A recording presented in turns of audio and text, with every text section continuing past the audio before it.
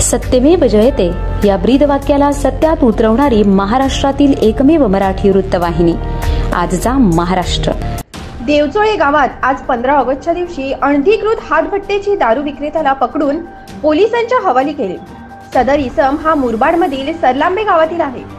त्याचे नाव महेश अधिकारी असं आहे। हा इसम गेले 4 वर्षापासून या परिसरामध्ये दारू विक्रेत्यांना होलसेल रेटने दारू विक्री करतो।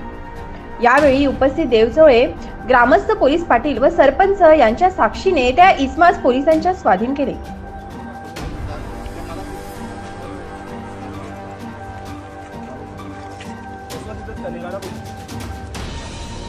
ते बॅग मधले बाहेर काढ, बॅग मधले बाहेर काढ।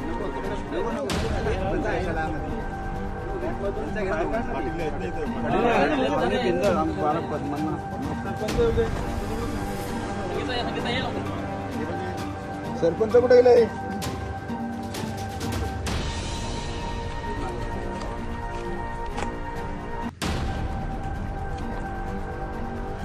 आजचा महाराष्ट्र न्यूज साठी महेश जाधव अंबाडी।